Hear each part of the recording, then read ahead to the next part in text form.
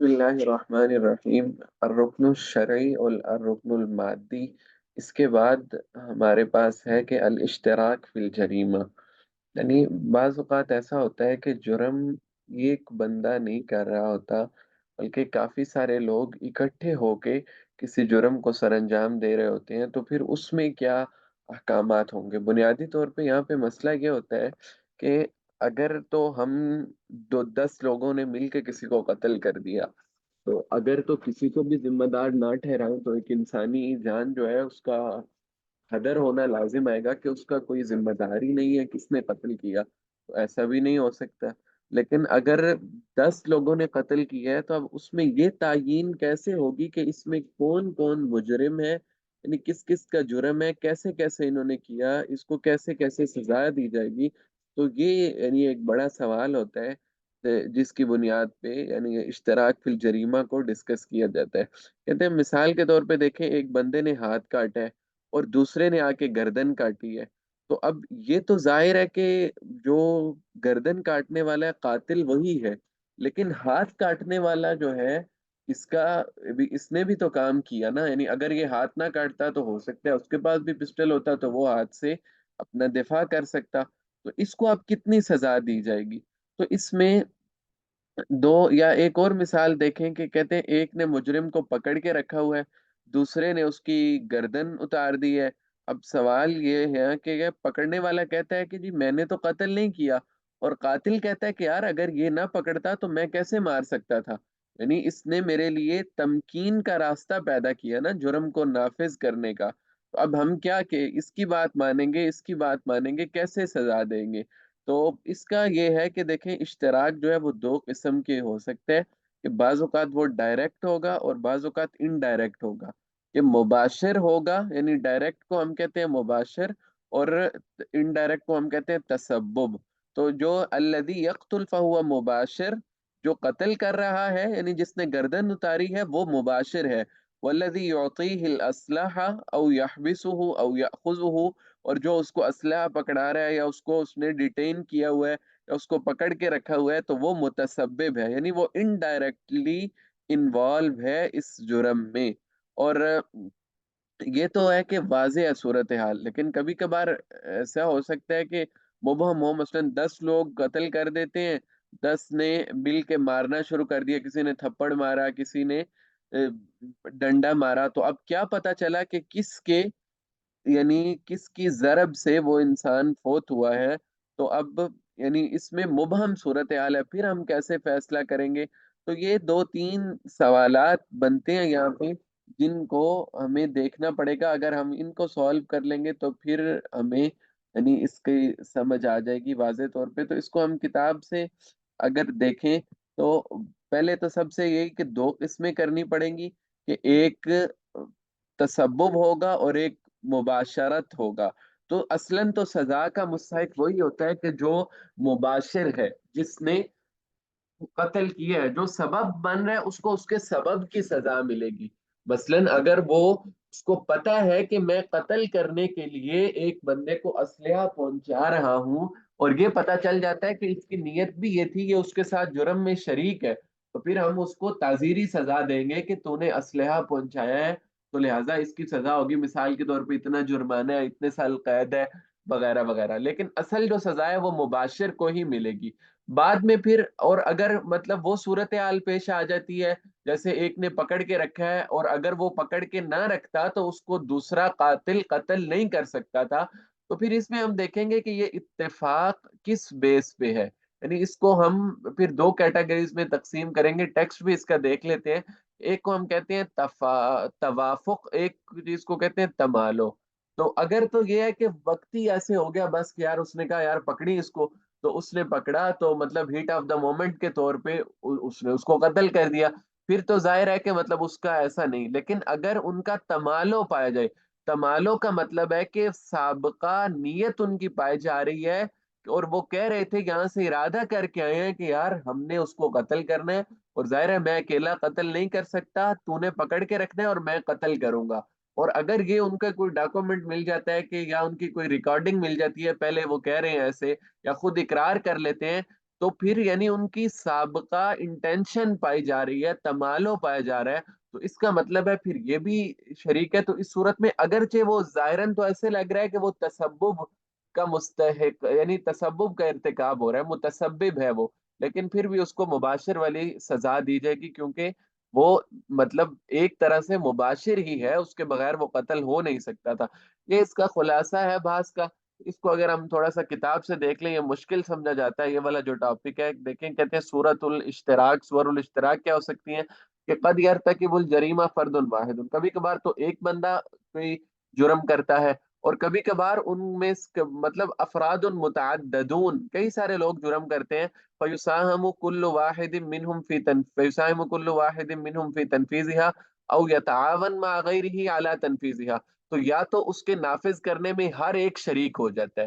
اور ٹھیک ہے، مثلا ایک نے اس کی گردن کو پکڑ کے رکھا، دوسرے نے اس کے اوپر سے تلوار چلا دی، یا اس کی تعاون کر رہا ہے، مثلا اس کو اسلحہ پہنچا رہا ہے، یا گاڑی میں مجرم کو لے کے آ رہا ہے دھوکے سے، تو کہتے ہیں کہ یہ چار صورتیں ہو سکتی ہیں اس کی۔ ایک صورت یہ ہے کہ الجانی قد یساہم فی تنفیذ الرکن المادی، کہ کبھی تو ہوتا ہے کہ وہ رکن مادی میں، یعنی اس کو نافذ کرنے میں، تحذیر میں، اس کے ساتھ، یا یوں کہہ لیں کہ تفکیر میں، تمالو کے طور پہ وہ شریک ہوتا ہے، اور کبھی کبھار صرف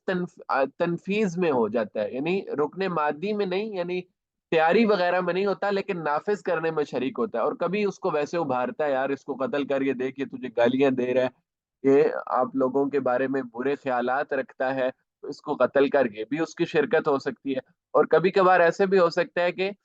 وہ مدد تو کر رہا ہے جریمہ کے ارتکاب کی، لیکن خود اس میں شریک نہیں ہو رہا، جیسے ٹیکسی میں مجرم کو لا کے چھوڑ دیا کہ یار چائے پیتے ہیں، اور ہوٹل پہ بٹھا کے خود غائب ہو گیا، اور ادھر سے اس نے دوسرے کے ساتھ رابطہ کیا ہوا ہے کہ میں اس کو ہوٹل پہ چھوڑوں گا تو آ کے تم اس کو قتل کر دینا، تو یہ شرکت کی مطلب کس میں ہو سکتی ہیں؟ تو کہتے ہیں کہ کل واحد من هؤلاء يعتبر مشترکا فی الجریمہ سواء اشتراکا مادیا فی تنفیذ الرکن المادی او لم یشترک مادیا فی تمییزہ، تو کہتے ہیں کہ یہ ساری جو صورتیں ہیں، یہ اس میں وہ مجرم جو ہے وہ مشترک تو سمجھا جائے گا جرم میں، چاہے وہ مادی ہو، یعنی رکن مادی کی تنفیذ میں شریک ہو، یا رکن مادی کی تنفیذ میں نہ ہو، تو اس کو ہم کہتے ہیں کہ فیسمى من یباشر الرکن المادی، اور کہتے ہیں جس نے ڈائریکٹلی یعنی مباشرتاً وہ اس میں شریک ہوا ہے، اس کو ہم شریک مباشر کہہ دیں گے، اور جو تنفیذ میں مباشر نہیں ہے، یعنی نافذ کرنے میں شریک نہیں ہے، صرف گاڑی میں پہنچانے میں شریک ہے، اسلحہ دینے میں شریک ہے، تو اس کو ہم شریک متسبب کہہ دیں گے۔ تو کہتے ہیں قاعدہ عامہ تو شریعت کا یہ ہے کہ ان العقوبات المقدرہ تقع علی من باشر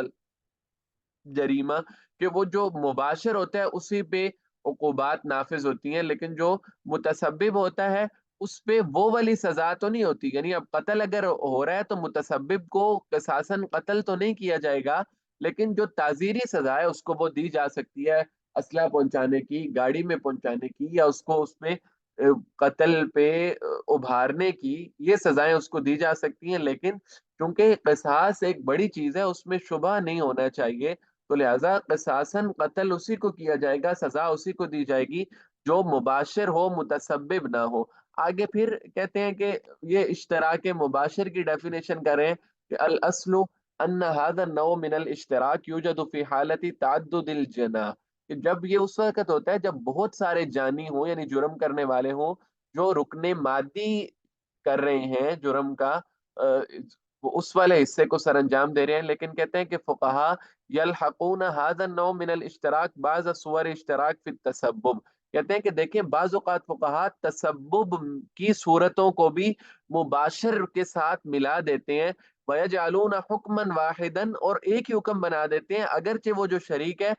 تسبب لا یباشر رکن الجریمہ المادی بنفسه، اگرچہ وہ خود نہیں کرتا، جیسے اب ہم نے پہلے تمالو والی مثال دی تھی کہ دیکھیں ایک بندہ ہے، اس کا اتفاق سابق ہے کہ میں نے پکڑ کے رکھنا ہے، یا میں نے باہر کھڑے ہو کے پہرا دینا ہے، تو نے مارنا ہے، تو اب یہاں پہ اتفاق ہے جس کی بنیاد پہ کہتے ہیں کہ وہ متسبب کو بھی مباشر بنا دیتے ہیں، یعنی اگر سابقہ اتفاق پایا جائے، جیسے اب اس کی اصل میں حضرت عمر رضی اللہ عنہ کے زمانے سے ہے کہ یمن کے لوگ تھے، وہ 10 لوگوں نے مل کے قتل کر دیا ایک بندے کو کہ یار اب 10 میں سے کس کس سے قصاص لیا جائے گا، سیدنا عمر نے پھر فیصلہ کیا کہ اگر انسانی جان کے معاملے میں پورے یمن والے کسی ایک جان کو مارنے کا پہلے پروگرام بنا لے اور ارادہ ان کا یہ ہو کہ ہمیں کون سا سزا ملے گی، ہم اتنے زیادہ لوگ ہیں، تو حضرت عمر نے کہا کہ اگر مجھے سارے یمنیوں کو مارنا پڑے قصاص کے طور پہ تو میں ان کو قتل کر دوں گا، کہ یعنی انسانی جان کو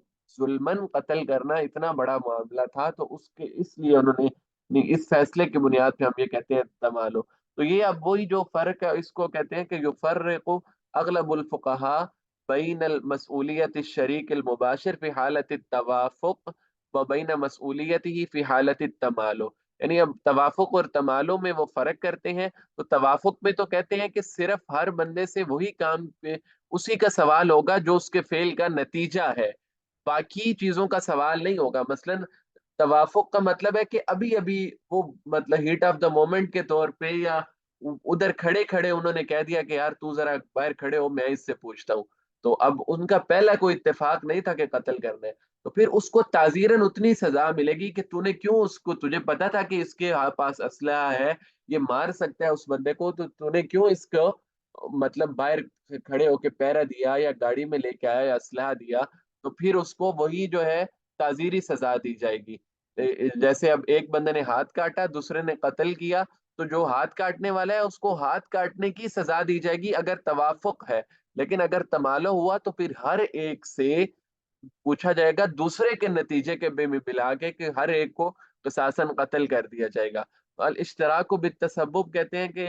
اس کا کیا ہوتا ہے کہ یعتبر شریکا متسببا ما اتفق مع غیرہ علی ارتکاب فعل، جس نے فعل کے ارتکاب پر اس کے ساتھ اتفاق تو کیا ہے، اور وہ فعل بھی ایسا ہے جس پہ سزا ہو سکتی ہے، اور جس پہ اس نے اس کو ابھارا ہے وہ بھی تب تسبب ہو سکتا ہے، اور یا اس پہ مدد کی ہے، یہ ساری صورتیں تسبب کی ہو سکتی ہیں. یعنی مباشر کا الٹ، مباشر وہ کہ جس نے رکن مادی سر انجام دیا ہے، گویا کہ قتل کرنے میں وہ براہ راست شریک ہے، اس نے تلوار چلائی ہے یا اس نے گولی چلائی ہے، تو وہ ہوگا شریک مباشر. تو اس کے بعد کہتے ہیں کہ تسبب کی جو شرائط ہیں وہ کیا ہیں، کہ وہ فعل ایسا ہو کہ جو معاقب علیہ ہو. یعنی اب کسی کو گاڑی میں لے جانا، اب اگر وہ اس کو جانتا نہیں ہے تو پھر وہ تو ڈرائیور ہے، اس کا تو کوئی کام نہ نا، اس بیچارے کو کیا پتا کہ کیا ہو رہا ہے. تو اب گاڑی میں کسی کو لے جانا یہ کوئی جرم نہیں ہے، لہٰذا یہ سبب نہیں ہوگا. لیکن اسلحہ پہنچانا، اور اگر اس کو واقعتاً پتا ہے تو پھر یہ ظاہر ہے کہ جرم ہوگا. اور دوسرا ہے کہ وسیلۃ هذا الفعل یا اتفاقہ او تحریض او اعانہ، یعنی یا وہ اس کے ساتھ اتفاق کر رہا ہو پھر بھی وہ متسبب ہو سکتا ہے، یا اس کو ابھار رہا ہو یا اس کی مدد کر رہا ہو کہ ٹھیک ہے میں تجھے بتاؤں گا کہ وہ اب کہاں پہنچ گیا ہے، پھر میں ویڈیو بنا کے سینڈ کروں گا کہ کہاں کہاں اس کی گاڑی جا رہی ہے، ادھر ادھر آپ جاؤ وغیرہ وغیرہ. اور ارادہ ہو پھر ظاہر ہے، اگر غیر ارادی ہو پھر تو اس کو پتہ ہی نہیں، وہ تو پھر اپنی ذمہ داری انجام دے رہا ہے، ڈرائیور ہے تو وہ کسی کو پہنچا رہا ہے. تو کہتے ہیں عقوبت شریک المتسبب، یعنی اس کی کیا سزا ہوگی، اس کی وہی ہے کہ دیکھیں شریعت جو ہے وہ اصل سزا دیتی ہے مباشر کو، متسبب کو اس جرم والی سزا تو نہیں ہوگی، لیکن بہرحال اس کو تعزیری سزا ہو سکتی ہے کہ آپ کو پتا تھا تو آپ نے کیوں اس کو اسلحہ پہنچایا، لہٰذا آپ کو تعزیرن 2 سال کی قید ہے، یا اتنا جرمانہ کیا جاتا ہے، یا آپ کو شہر بدر کیا جاتا ہے وغیرہ وغیرہ. تو یہ تھوڑا سا مشکل سا ہے، لیکن یہ ہے کہ کوئی ایسا نہیں، اگر ہم اس کو تھوڑا سا سمجھ لیں کہ اصل سزا جو ہے وہ تو ہوگی مباشر کو، متسبب کو نہیں ہوگی. مباشر وہ ہوتا ہے جو ڈائریکٹ قتل کرے، یعنی ڈائریکٹلی انوالو ہو. اور صرف ایک صورت ہے جس میں متسبب کو مباشر کے ساتھ ملا دیا جاتا ہے، وہ کیا ہے کہ اگر وہ ان کا تمالو ہو، سابق مطلب پلاننگ پائی جا رہی ہے، سارا کا سارا ان کا ایک نیٹ ورک موجود ہے، اور باقی جو متسبب ہے اس کو قصاص تو نہیں ہوگا، وہ اس خاص جرم کی سزا تو نہیں ہوگی، لیکن تعزیری سزا ضرور ہوگی تاکہ جرم کا وہ راستہ روکا جائے. یہ اس کو ہم خلاصہ کہہ سکتے ہیں.